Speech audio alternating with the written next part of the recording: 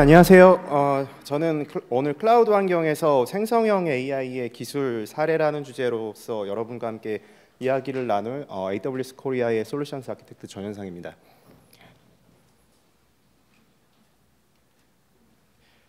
우선 생성형 AI는 여러분들 잘 알고 계시다시피 이미지나 텍스트, 코드나 어떤 다양한 형태의 컨텐츠를 생성할 수 있는 기술이죠.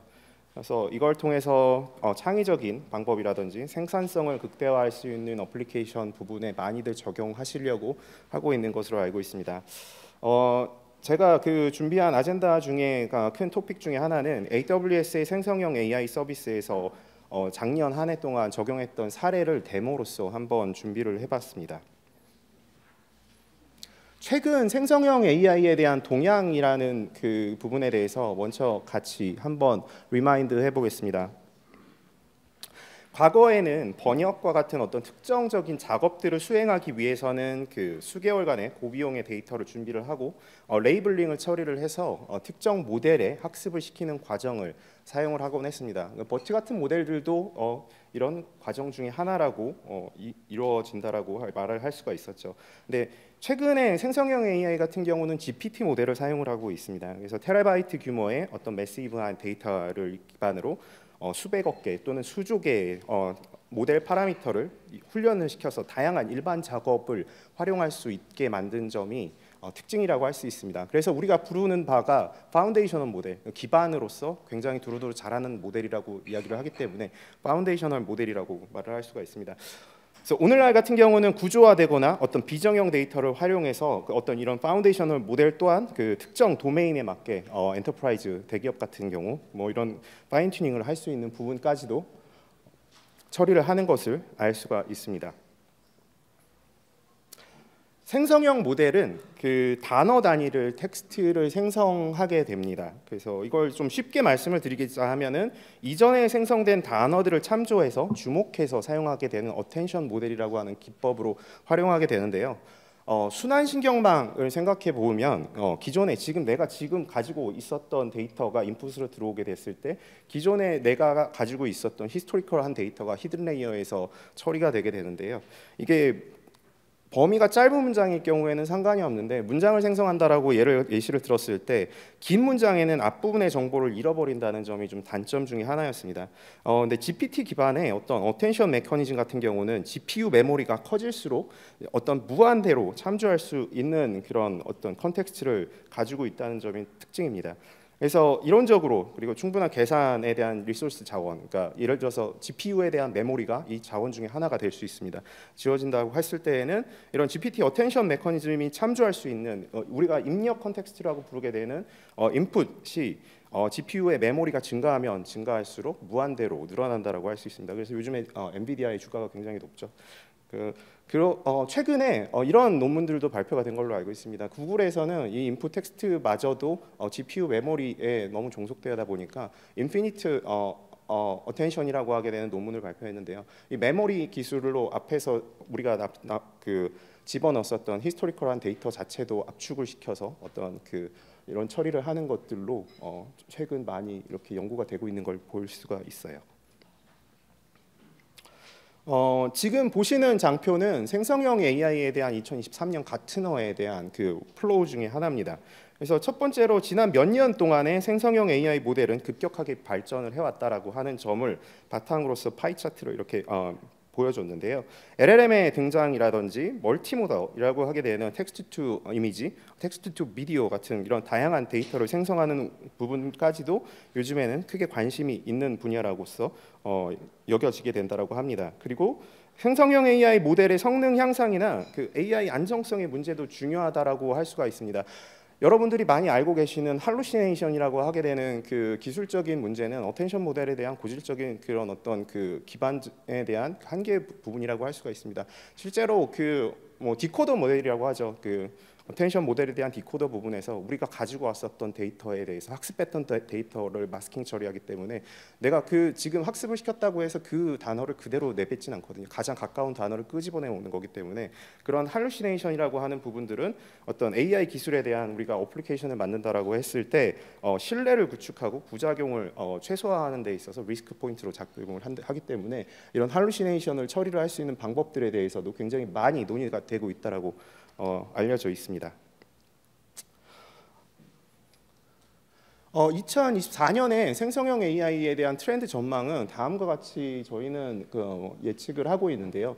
2023년 같은 경우는 한국에서도 굉장히 많은 기업들에서 이런 그 제너레이티브 AI에 대한 어플리케이션들을 POC를 활용을 해서 굉장히 많이들 테스트를 해보셨던 걸로 기억이 됩니다. 저도 많이 지원을 했었고요. 그런 반면에 24년 같은 경우는 이제 점차 POC 테스트를 마치고선 어플리케이션을 이제 프로덕션 운영 환경으로 전환해보고자 하는 그런 활동들이 많이 이루어지고 있다라고 할 수가 있습니다. 그리고 파운데이셔널 모델은 여러분들이 많이 알고 계시는 오픈AI에 해당되는 API도 있고요.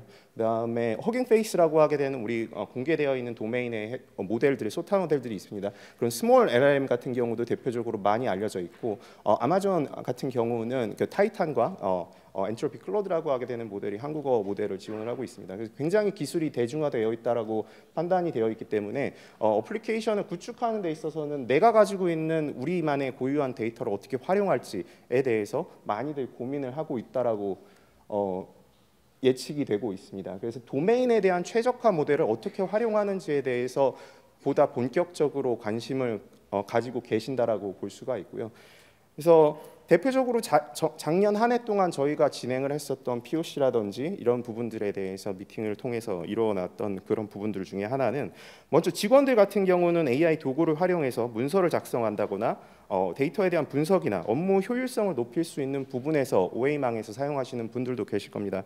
그리고 또한 고객 경험 측면에서 AI는 어떤 퍼스널라이즈된 모델로서 활용하는 부분들이 굉장히 큰 부분 중에 하나인데요.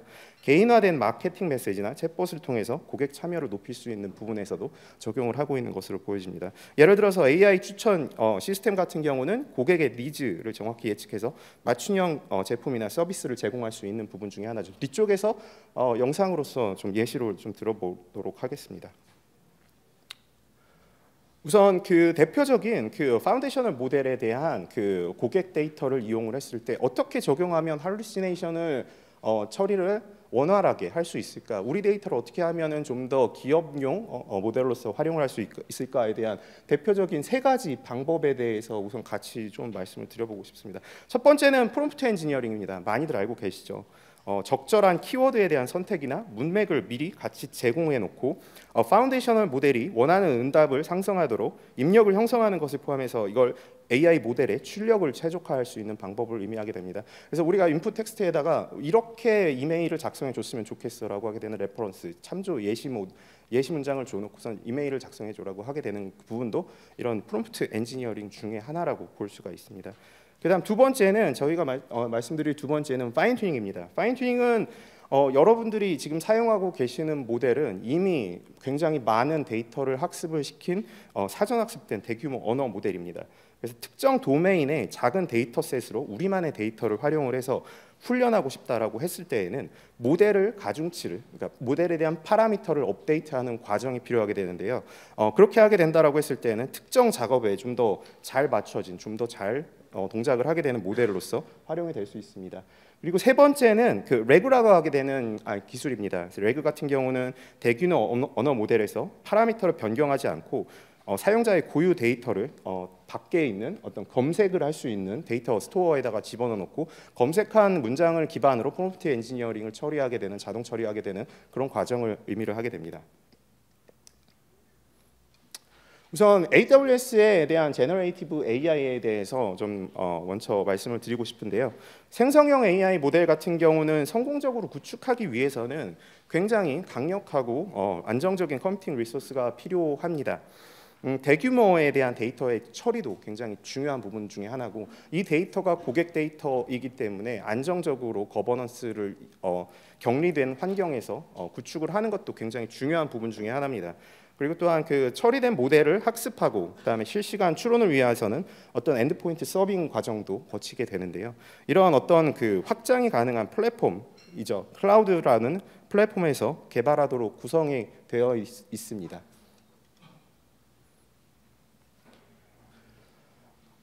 AWS에서 제공하고 있는 그 GPT 모델 서비스 중에 베드락을 좀 소개해드리고 싶습니다. 베드락은 어떤 시각화되어 있는 인터랙티브한 그 UI 인터페이스를 가지고 있고 API로서 동작을 하게 됩니다. 그래서 실제 LLM 모델을 API로 질을 하게 되고 리스폰스를 그 응답을 리스폰스를 API로서 받게 되는 과정을 거치게 됩니다. 그래서 베드락 같은 경우는 그 코드의 작성 없이 데이터를 사용해서 파인 튜닝이라고 부르게 되는 앞에서 말씀드렸었던 그 모델의 학습 파라미터를 업데이트하게 되는 과정도 그 자동 처리가 되어 있는 서비스로서 제공을 하고 있고요. 그다음에 랩이라고 하게 되는 부분으로서 우리가 벡터 스토어 데이터베이스 데이터 스토어를 사용하게 되는데 그때 사용할 수 있는 모델로 예를 들어서 아마존의 오픈 서치라고 하게 되는 엘라스틱 서치 그다음에 레디스와 같은 이런 그 벡터 스토어 엔진들을 사용을 해서 그 레그도 지원을 할 수 있도록 만들어져 있습니다. 베드락 같은 경우는 인스트럭션을 해주게 되는 우리가 에이전트 형식을 주게 됩니다. 그 GPT 모델에 우리가 프롬프트 엔지니어링으로 인스트럭션 지시를 하게 됩니다. 이렇게 줄 수가 있어요. 페르소나를 주고 당신은 마치 CS 센터 직원처럼 우리의 고객 데이터에 대해서 고객의 응답에 피드백을 주는데 상품 데이터를 이용을 해서 우리가 가지고 있는 재고 테이블에 있는 걸 한번 어필해줘 라고 하게 되는 것도 에이전트에 대한 역할 중에 하나겠죠. 그런 에이전트에 대한 역할을 처리를 할 수 있는 기능들도 함께 포함하고 있습니다. 우선 파운데이셔널 모델에 액세스하기 위한 그 기본적인 세이지메이커와 그 베드락에 대한 차이점에 대해서 좀 말씀을 드리고 싶습니다. 우선 세이지메이커는 여러분들이 알고 계시는 분들도 계시고 모르는 분들도 계실 텐데요. 대표적인 AWS에서 제공을 하고 있는 MLOps 플랫폼이라고 할 수 있습니다. AI ML을 개발을 하고 IDE 환경처럼 인텔리제이나 파이참에서 개발을 할 수 있는 플랫폼 환경처럼 제공하는 이제 노트북 인스턴스를 제공하기도 하고 모델에 대한 학습이라든지 API 모델을 서빙해서 플라스크와 같은 모델을 개발할 수 있는 엔드포인트를 만들게 되는 이런 순환적인 과정을 뜻하게 되는 걸 세이지메이커에 대한 그 모델의 파운데이셔널 모델에 접근할 수 있는 방법이라고 하는데 반면에 베드락 같은 경우는 서버리스 API로서 제공을 하고 있습니다. 고유에 대한 그 이 GPT 모델 같은 경우는 여러분들이 파운데이션 모델 제공업체인 아마존의 타이탄 또는 엔트로픽에 대한 클로드 3 이런 부분들을 선택해서 사용을 하실 수가 있고요. 그다음에 API를 호출을 해서 질의를 하고 그 부분에 대한 응답으로서 받게 되는 그런 과정을 처리를 할 수 있는 액세스라고 말씀드릴 수 있습니다. 다음은 작년 한 해 동안 AWS 생성형 AI 어플리케이션에 대한 구현 방법에 대해서 논의를 했었던 부분들을 제가 데모로서 준비를 했는데요. 이 부분들을 1분 내외에 데모 영상을 통해서 짧게 5가지에 대해서 한번 말씀을 드리고 싶습니다. 첫 번째 패턴입니다. 코드랑 어플리케이션을 개발하는 부분에서 주석으로 코드를 작성해주는 부분으로서 활용되는 부분입니다. 우선 아마존의 코드 위스퍼러라고 하게 되는 서비스입니다. 여러분들 많이 알고 계시는 코파일럿과 동일한 서비스고요. 다음과 같은 IDE에서 사용이 가능합니다. 그래서 굉장히 수십억 줄의 코드를 학습을 했다라고 말씀을 드리고 싶고 IDE 내에서 바로 코드를 제안을 할 수 있습니다. 여러분들이 많이 사용하고 계시는 그 젯브레인에 해당되는 인텔리제이나 파이참 같은 경우를 사용하신다라고 했을 때 플러그인을 설치를 하실 거예요. AWS 툴킷이라고 하게 되는 플러그인을 설치를 하시게 되면 이런 코드 위스퍼러에 해당되어 있는 그 커넥션을 로그인을 해서 처리를 해서 사용하실 수가 있고, 그다음에 세이지메이커라고 앞에서 말씀드렸었던 저희 MLOps 플랫폼 안에 있는 IDE 환경에서도 자동적으로 주석을 처리를 해서 코드를 작성해 주게 되는 과정을 사용을 하실 수도 있습니다. 그래서 제가 짧게 이거 말씀으로 드리면은 좀 이해하기 어려우실 것 같아서 영상으로서 한번 준비를 해봤습니다. 영상은 데이터 프레임이라고 하게 되는 판다스에 대한 데이터 분석이고요. 지금 보시는 바와 같이 세이지메이커 스튜디오 안에서 코드 위스퍼러를 사용하게 되는 예시로서 보여드리는 거고, 굉장히 간단한 코드로 되어 있습니다. 데이터 프레임을 조작하게 되는 거고요. 미국의 1960년부터 2000년대에 해당되어 있는 인플레이션에 대한 데이터를 분석하게 된다라고 했을 때 주석을 이렇게 CSV 파일에서 처음 14개 기록을 제거해줘라고 하게 되면은 코드 위스퍼러 같은 경우는 해당되어 있는 주석에 해당되는 코드를 작성해주는 방법을 보실 수가 있을 겁니다. 이런 것들도 어떤 그 GPT 모델을 활용한 어플리케이션의 이용 방법 중에 하나라고 말씀을 드릴 수가 있을 것 같아요. 그래서 저 같은 경우도 데이터 사이언티픽한 어떤 분석을 하게 되는 데 있어서 판다스 굉장히 파워풀하고 강력하죠. C본이나 이런 것들을 활용한다고 했을 때. 근데 굉장히 고차원의 언어고 그 랩핑되어 있는 함수들을 찾아보게 된다라고 했을 때는 레퍼런스를 항상 참조를 해야 되거든요. 그런다라고 했을 때 이런 코파일럿이나 아니면 코드 위스퍼러 같은 이런 그 AI 코딩을 활용하게 된다라고 하면은 굉장히 쉽게 코딩을 할 수 있는 것도 특징 중에 하나라고 말씀을 드릴 수가 있고, 코드 위스퍼러 같은 경우는 AWS 환경에서 동작할 수 있는 어떤 SDK인 보토3라고 하게 되는 그런 SDK가 있죠. 거기 안에 내장되어 있는 모든 함수들이나 사용 방법에 대해서도 학습이 되어 있습니다. 그래서 AWS에서 종속되어져 있다라고 하게 돼서 굉장히 허들이 높다라고 판단이 되었었던 그런 코딩 같은 경우들도 많이 도움을 줄 수 있는 방법 중에 하나라고 말씀을 드릴 수가 있습니다. 두 번째 패턴입니다. 프롬프트 엔지니어링입니다. 프롬프트 엔지니어링에 대한 그 예제인데요. 우선 프롬프트 엔지니어링은 그 프롬프트에 대해서 좀 같이 한번 논의를 해보고 싶습니다. 프롬프트는 AI에게 어떤 특정한 작업을 수행하도록 지시하는 그 자연어에 대한 입력 값이라고 할 수가 있어요. 그래서 프롬프트를 잘 설계하면 우리 GPT 모델이 우리가 원하는 결과를 잘 산출할 수 있도록 도움을 줄 수가 있습니다. 반면에 부적절한 프롬프트를 사용하게 된다라면 모델의 잘못된 응답을 할 수 있는, 초래를 할 수 있는 그런 리스크도 같이 가지고 있습니다. 프롬프트 엔지니어링은 이런 위험을 완화하고 AI의 성능을 극대화하는 데 좀 도움이 된다라고 할 수가 있습니다. 우리는 어떤 프롬프트 엔지니어링을 통해서 AI의 모델의 행동을 좀 더 정교하게 통제하고 결과를 도출하는 데 사용하게 되는 기술 중에 하나라고 말씀을 드릴 수가 있는 것이죠. 개인화 댓글 데모에 대한 프롬프트 엔지니어링에 대한 예시로서 한번 말씀을 드리고 싶습니다. 유저에 대한 상품 리뷰에 대해서 이거는 실제로 운영하게 되는 운영자 입장에서 작성을 한 데모 중에 하나고요. 해당 유저의 정보를 기반으로 한 상품에 대한 리뷰를 긍정과 부정에 대한 해당되어 있는 플래그 값과 함께 그 응답에 대한 그 채팅에 그 우리가 가지고 있는 상품화 댓글에 대한 응답 값도 AI 모델이 작성해주는 그런 데모 중에 하나라고 말씀드리고 싶습니다. 개인화 기반의 어떤 프롬프트 엔지니어링 예시 중에 하나라고 말씀을 드릴 수가 있고, 엔트로피 클로드라고 하게 되는 아마존 베드락 API를 사용을 했습니다. 그래서 예를 들어서 폭신구름 슬리퍼라고 하게 되는 리뷰에 해당되어 있는 모델에서 저렇게 응답이 잘 나왔을 때 피드백을 AI가 작성을 줄 수 있게 페르소나를 정한 다음에 이렇게 응답을 하게 되는 것들이 있죠. 그래서 이게 굉장히 어떤 실제 그 운영하고 계시는 이 사업체를 운영하시는 분들이 굉장히 부정적인 답변 댓글을 보는 것도 스트레스거든요. 그래서 AI한테 맡겨서 이렇게 처리하시는 부분들도 굉장히 좋은 부분 중에 하나로서 예시로 데모로 말씀을 드리고 싶습니다. 그래서 여기 보시는 바와 같이 좀 약간 그 안 좋은 부정적인 답변에 대해서도 이렇게 댓글을 달아주는 걸 볼 수가 있습니다. 감정 분석 기능에 대한 그 실제 예시 중에 하나인데요. 여기 보시는 바와 같이 제품에 대한 추천 값들도 같이 이렇게 에이전트 형식으로 우리 제품을 다시 추천할 수 있도록 해주는 그런 작업들이 같이 들어있는 것을 보실 수가 있습니다. 그래서 실제 클라우드 환경을 이용을 해서 이런 API, GPT 모델을 사용한다라고 했을 때에는 이런 여러 가지 어플리케이션들에 대한 인테그레이션이 굉장히 중요하다라고 할 수가 있고요. 여기서는 앞에서 고객이 작성을 했었던 댓글이 감정이 굉장히 중복되어 있다라고 판단을 한 것을 보실 수가 있습니다. 그래서 프롬프트를 구현한다라고 했을 때에는 이런 식으로 구현을 하게 되는 것입니다. 그리고 실제로 우리가 입력 컨텍스트에다 밀어 넣었을 때에 대한 데이터 중에 하나고 그 비즈니스 로직과 함께 처리를 할 수 있는 부분 중에 하나라고 말씀드릴 수 있습니다.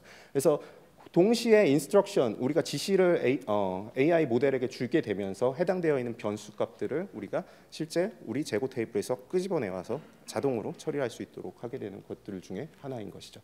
그래서 서비스 데모 아키텍처는 다음과 같이 구성이 되어 있고요. 그 클라우드 프론트에서 실제 버킷에 있는 데이터를 가지고 와서 API 게이트웨이에 대한 레스트풀한 방식으로 처리를 해서 날린다라고 했을 때 람다 같은 경우는 비즈니스 로직을 가지고 있고 판매 데이터는 저 NoSQL인 DynamoDB의 재고 테이블에 상품 테이블에서 가져오게 되고 실제 LLM이 질의를 처리를 해서 페르소나에 해당되어 있는 에이전트 기능을 잘 처리를 해서 다시 피드백을 주게 되는 그런 아키텍처 중에 하나라고 볼 수가 있습니다. 세 번째 패턴입니다. 파인 튜닝입니다. 첫 번째로 AWS 환경에서 파인 튜닝을 하게 되는 대표적인 두 가지 방법에 대해서 말씀을 드리고 싶습니다. 처음은 세이지메이커 학습 아키텍처 다이어그램 중에 하나라고 보실 수가 있는데요.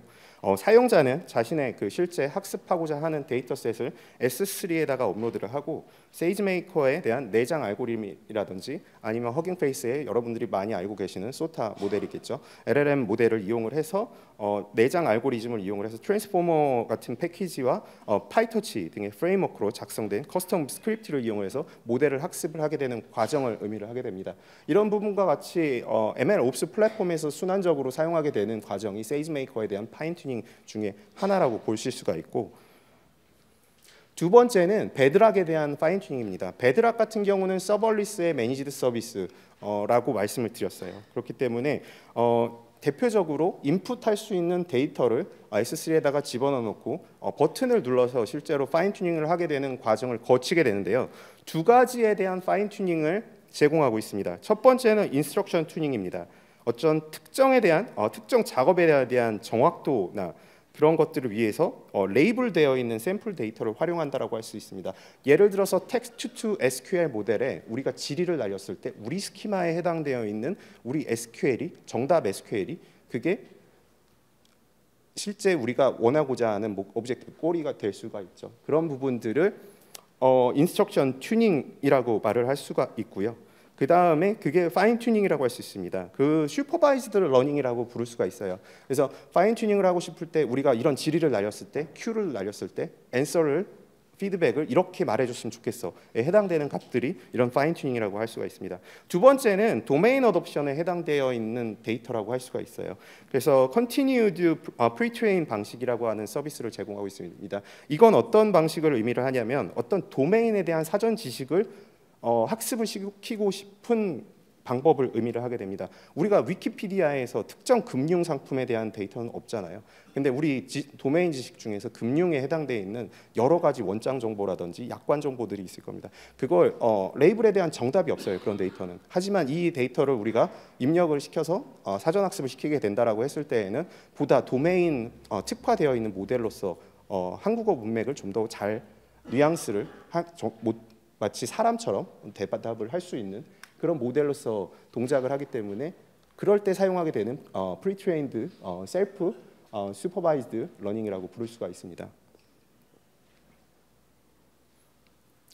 그런데 파인 튜닝은 아시다시피 GPT 모델에서는 굉장히 어려운 과제 중에 하나예요. 왜냐하면 아시다시피 정말 수백만, 수천, 수억 개에 해당되어 있는 문서들을 학습한 모델이고 파라미터의 개수가 많습니다. 파라미터의 개수가 많다는 이야기는 어떤 의미냐면 우리가 학습을 시켜서 모든 파라미터 값들을 변화를 시킨다라고 하게 되는 관점으로 봤을 때 모델에 대한 파라미터는 여러분들이 생각하시는 방정식에 대한 해를 찾는 과정과 동일합니다. 어떤 컨벡스 함수에 대한 우리 방정식을 찾는 거죠. 그래서 GPT-4 모델 같은 경우가 몇 개였나요? 1.6조개에 해당되는 방정식을 한 번 에폭마다 풀어야 되는 굉장히 고비용의 리소스가 필요를 하게 되는 과정 중에 하나입니다. 그런데 우리가 엔터프라이즈 기업이나 일반 기업에서 어떤 파인 튜닝을 거친다라고 했을 때 이 모델을 재학습하는 데 있어서 굉장히 많은 리소스가 들게 되고 추가적인 비용과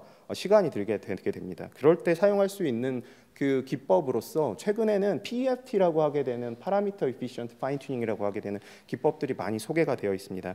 그래서 전체 모델에 대한 파라미터를 다 학습을 시키는 게 아니라 그 모델 중에서 우리가 이 특정적인 인풋 파라미터에 대해서 동작을 잘할 수 있게 할 수 있는 특정 파라미터들만 업데이트를 시키게 되는 과정을 의미합니다. 그리고 또한 이 업데이트 시킬 때에 이 실제 파라미터 안쪽에 있는 값들을 그 양자화시킨다라고 하거든요. 8비트를 양자화시킨다라는 의미로 소수점 뭐 몇째짜리 이후에는 그 반올림 처리하겠다 이런 의미로서 생각을 해주셔도 되겠습니다. 그래서 이런 방식은 적은 리소스에서도 대규모 언어 모델을 실용적으로 활용할 수 있는 길을 열어줄 수 있는 방법 중에 하나로서 좀 말씀을 드리고 싶습니다. 지금 보시는 블로그 같은 경우는 이 PEFT 8비트 양자화인 로라를 사용을 해서 단일 세이지메이커 GPU 하나를 이용을 한 대규모 언어 모델 훈련하기라고 하게 되는 블로그였고요. 이건 작년에 그 저희 내부 TFC AIML 쪽에 그 컨퍼런스에서 내부 발표를 했었던 내용을 기반으로 작성된 블로그라고 말씀드릴 수 있습니다. 그래서 그때 작성했었던 그 데모 동영상으로서 한번 말씀을 드릴게요. 64개의 A100을 활용을 해서 공식적으로 파인 튜닝을 했었다라고 하게 되는 허깅 페이스의 모델을 A10G라고 하게 되는 그 엔비디아 단일 GPU를 활용을 해서 파인 튜닝하게 되는 과정 중에 하나라고 볼 수 있습니다. 그래서 허깅 페이스에 해당되어 있는 그 다큐멘트고요. 그래서 공식적으로 우리는 64개에 해당되는 A100 80기가 메모리를 갖고 있는 그 리소스를 활용을 해서 우리는 그 파인 튜닝을 했습니다. 이 모델을 학습했습니다라고 하게 되는 과정이고, 보시는 그 인터페이스는 세이지메이커라고 부르게 되는 그 UI 인터페이스고, 거기서 8비트 양자화를 통해서 하나의 단일 GPU 24기가 메모리를 갖고 있는 굉장히 작은 GPU 인스턴스를 이용을 해서 파인 튜닝하게 되는 과정입니다. 그래서 샘숨이라고 하게 되는 문장 요약 데이터를 입력으로 주게 되었고요. 그다음에 블룸이라고 하게 되는 70억 개 파라미터를 가지고 있는 그 GPT 모델을 활용을 해서 학습하게 되는 과정입니다. 그래서 트레이닝 잡으로 GPU 하나를 선택을 했고, 한 6시간이 지났을 때에 그 실제 0.05%에 대한 파라미터만 업데이트가 되고 성공적으로 학습이 진행됐다라고 이렇게 리스폰스가 왔습니다. 그래서 그 해당되어 있는 학습된 모델을 이용을 해서 프레딕션을 해보면 정상적으로 이제 문장 요약 모델을 잘 하게 되는 과정으로서 이렇게 데모 영상을 좀 준비를 해봤고요. 그리고 네 번째 패턴은 여러분들이 실제로 많이들 활용을 하고 계시는 검색 증강 생성이라고 하게 되는 레그에 대한 과정에 대해서도 같이 한번 공유를 해보고 싶습니다.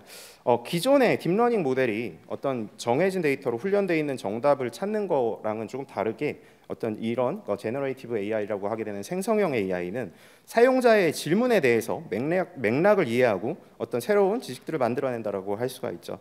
질문에 대한 대답을 데이터에서 찾는 게 아니라 어떤 대규모 언어 모델에서 축적한 지식을 바탕으로 답변을 생성하게 됩니다.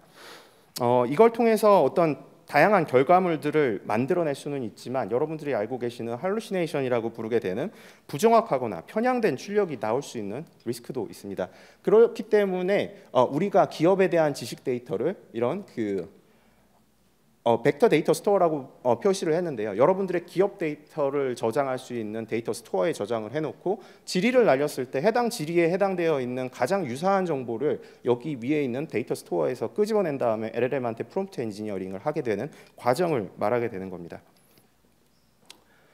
다음은 기업용 챗봇 데모에서 그 예시로서 작년에 그 저희가 실제 그 발표했었던 내용 중에 하나에 대한 그 영상이고요. 오픈 LLM을 사용을 했습니다. 폴리글럿이라고 하게 되는 모델을 사용을 했고, 실제 앞에서 레그에 해당되어 있는 부분은 오픈서치를 사용을 했습니다. 아마존 오픈서치를 사용을 했고요. 그래서 실제 파이스에 해당되어 있는 벡터 스토어에 저장되어 있고, 그 신한은행에 대한 인터넷 뱅킹에서 관련되어 있었던 Q&A 정보를 100여 개 정도 제가 크롤링해서 그 부분을 S3에 밀어넣은 다음에 오픈서치, 엘라스틱 서치에다가 밀어넣고 LLM을 만들어서 처리를 해본 겁니다. 그래서 세이지메이커를 사용을 해서 만들었다고 보시면 되고, 일반적인 질의에 대해서는 일반적인 답변을 하시는 것을 보실 수가 있고요. 그 다음에 간편조회 서비스는 회원 가입해야 되나요? 라고 질의를 했을 때에는 지금 보시는 바와 같이 그 데이터에 대해서 잘 응답을 하게 되는 것을 보실 수가 있습니다. 반면에 레그 같은 경우는 굉장히 어플리케이션에 대한 튜닝이 필요해요. 그런 부분 중에 대해서도 좀 말씀을 드리고 싶은데, 데이터가 충분하지 않은 경우 또는 데이터가 토픽별로 나눠져 있지 않은 경우에는 잘 동작하지 않거나 검색이 중복해서 걸리는 경우도 있습니다. 또한 그 데이터를 처리하시는 그런 부서들도 있으실 겁니다. 그래서 데이터 처리하시는 부서에서는 해당되어 있는 FAQ에 대한 데이터를 받으셔야 되는데 DBA 팀에서는 실제로 우리가 가지고 있는 데이터는 데이터베이스에 그 테이블이 쪼개져 있어요. 알아서 가져가세요라고 하게 되는 것이죠. 그렇게 된다라고 했을 때는 크롤링을 직접 하셔야 되는데 이런 원페이지에 대한 동적인 HTML로 구성되어 있는 경우가 있습니다. 그런 경우에는 실질적으로 이런 수동 처리를 해야 된다는 점도 좀 리스크로서 작용을 하는 점으로서 말씀을 드리고 싶습니다. 레그가 정확하게 잘 동작한다라고 하는 것은 굉장히 어려운 부분 중에 하나라고 말씀을 드릴 수가 있어요. 그래서 앞에서 보여드렸었던 은행 FAQ 챗봇 데이터 아키텍처 같은 경우는 저희 그 AWS 샘플스 공식 워크샵 자료에 올라가져 있고요. 보시는 바와 같이 하얀색 동그라미를 보시면 됩니다. 그래서 첫 번째 질의는 다른 곳에서 받은 OTP를 등록하면 어떻게 라고 질의를 날리게 됐고요. 그러면 UI 인터페이스에서는 실제로 검색을 어떻게 처리하냐면 저 임베딩으로, 그러니까 문장을 실제 그 숫자로 바꿔주게 되는, 벡터로 바꿔주게 되는 그런 그 API를 통과를 하게 되고요. 해당되어 있는 그 문장은 저 오픈 서치라고 하게 되는 그 데이터 스토어가 검색 엔진으로서 동작을 하게 되는 과정을 거치게 되고요.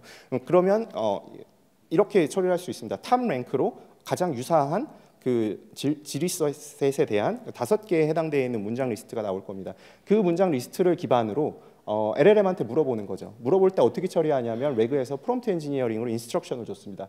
고객 서비스 센터 직원처럼 다른 곳에서 받은 OTP 카테고리에 대한 앞에서 네가 가지고 있는 5개에 해당되는 인포메이션을 찾아서 잘 설명해 주세요라고 하게 되고요. 그 과정을 LLM은 그 안에서 문장 요약을 통해서 다시 유저에게 피드백을 하게 되는 과정 중에 하나입니다.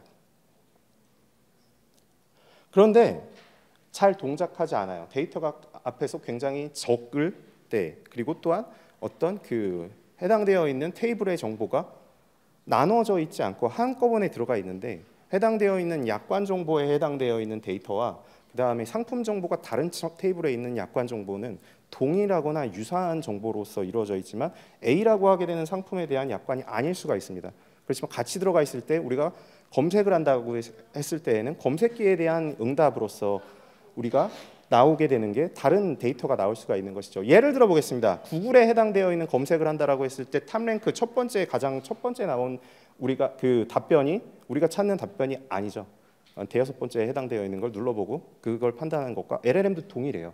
그렇기 때문에 서칭 방식에 대한 그 퓨전 방식들도 최근에 많이들 이렇게 그 논의를 하고 그렇게 연구를 하고 있는 것으로 보여집니다. 그래서 렉시컬 서치 같은 경우는 텍스트 기반의 전통적인 검색 방식이라고 말씀을 드릴 수 있습니다. 하나의 쿼리에 대한 그 어떤 이런 시멘틱 서치 같은 앞에서 말씀드린 검색 엔진이 검색을 할 수 있는 시멘틱 서치와 이런 기존의 전통적인 방식의 어떤 검색 조건에 대한 그런 그 서칭을 같이 동시에 수행해서 결과를 통합하는 방식을 활용했을 때 좀 더 레그 성능을 개선할 수 있다라고 하는 점들이 최근에 논문이나 아니면 기업에서들 연구로서 많이 발표들을 하고 있습니다.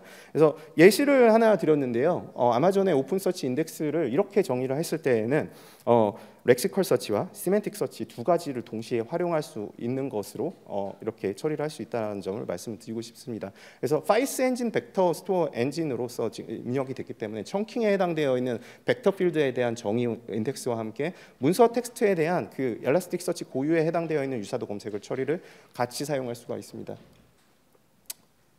이 방식과 함께 리랭크라고 하게 되는 기술도 많이 최근에 레그에 대한 할루시네이션을 없애기 위해서 많이 도입되고 있습니다. 보시는 논문 같은 경우는 GPT 3.5 모델을 기반으로 했을 때 문장을 얼마나 요약을 잘할 수 있는지에 대한 이런 그 애큐리시에 대한 그래프 중에 하나입니다. 그래서 LLM이 실제로 문장에 대한 요약을 해달라고 요청을 했을 때 정확도는 맨 앞부분에 해당되어 있는 우리 앱스트랙트나 서론의 부분에 해당되어 있는 문장을 잘 이해를 판단을 하고요. 그 다음에 마지막 엔드에 해당되어 있는 결론 부분이겠죠. 해당되어 있는 컨텍스트를 활용을 하는데 문맥을 좀 더 잘 이해를 하더라라고 하게 되는 분석 자료 중에 하나였습니다.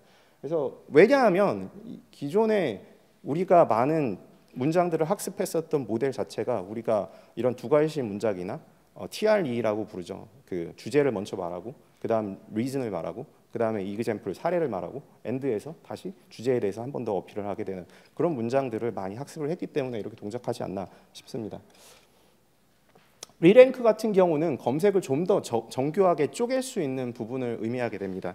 그래서 첫 번째로는 빠르게 그 검색 엔진에서 가지고 온 컨텍스트 정보를 빠르게 추려내고요.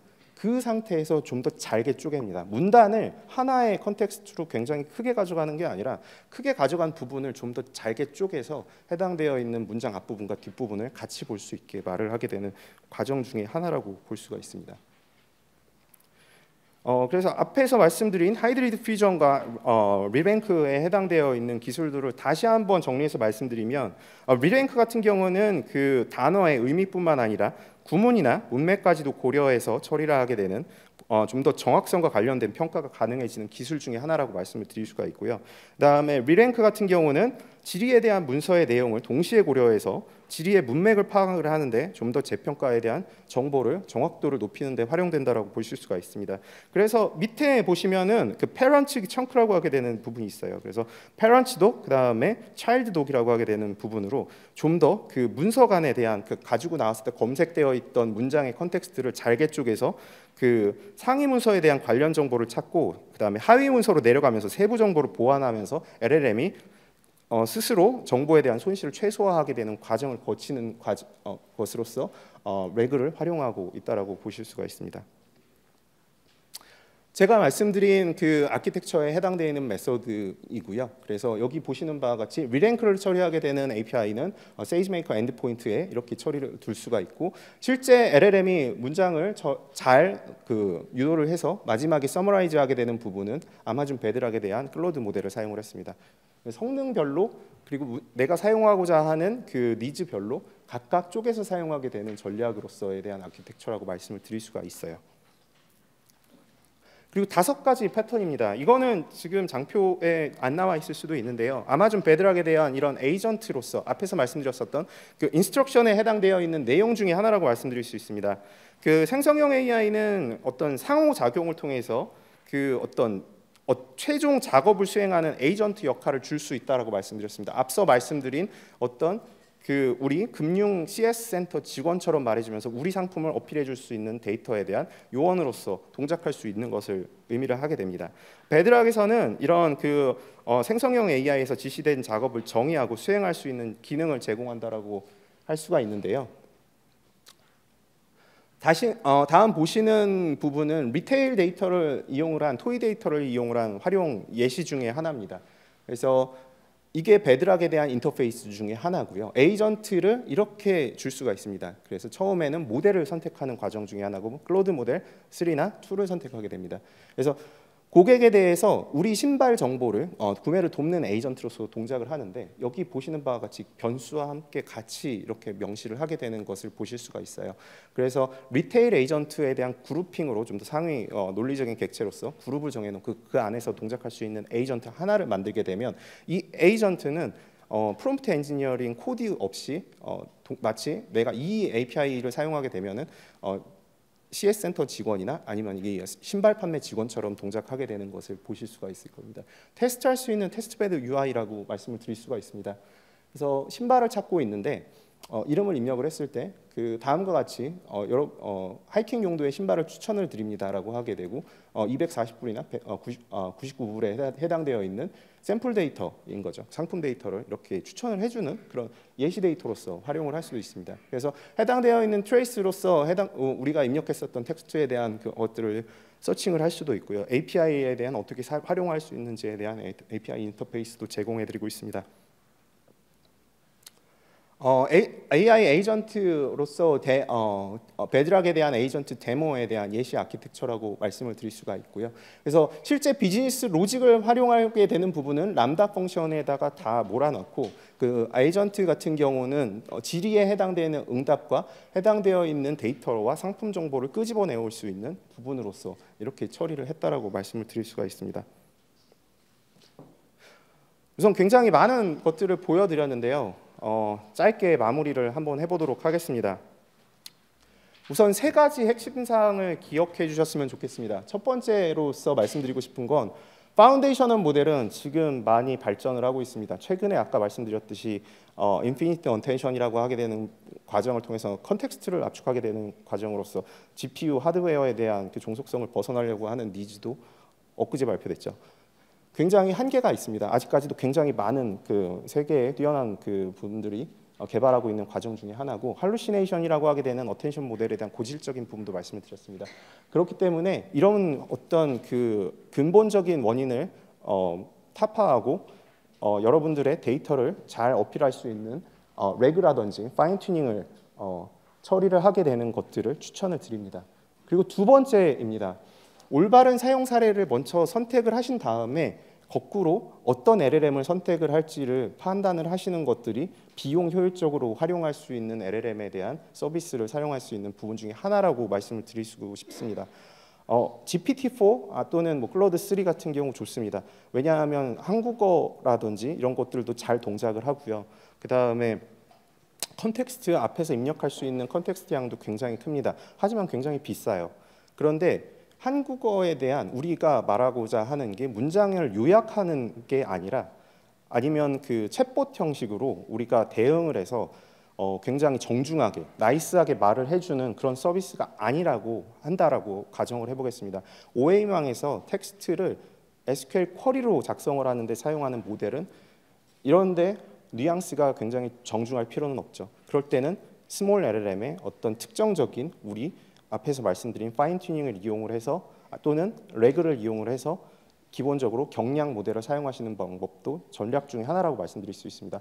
그리고 나눠서 질의에 해당되는 응답에 해당되어 있는 리스폰스만 굉장히 고차원적인 클로드 3라든지 이런 부분들을 활용을 하시는 것이 비용 효율적으로 이 AI 생성형 AI 모델을 활용할 수 있는 방법 중에 하나라고 말씀드릴 수 있습니다. 그리고 마지막으로는 여러분들 기업에 대한 데이터가 여러분들의 차이점입니다.